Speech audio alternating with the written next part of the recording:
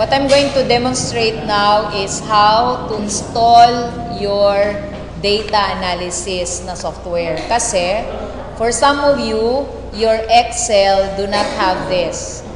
Okay? So, how to check that? Remember, usually we're there, home. Diba? Home. We go to data. And you can also look at that there is no like this. No data analysis na icon.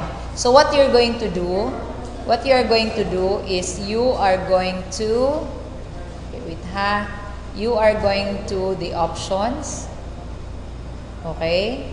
You're going to press options. You're going to go add-ins. Okay? And then in the add-ins, you click analysis toolpath. Alright? Oo. And then you click this, the ones with go. And then here, usually it's not marked kasi. You click that, you click this, no? And then you go okay. No? Kasi sa akin, it's already here. So parang wala ka nakikita. There, it will give you a dialog box that says, do you want to install data analysis like that? So, and then you press OK, mag-i-install pa siya, and that will take time. But that was just the procedure.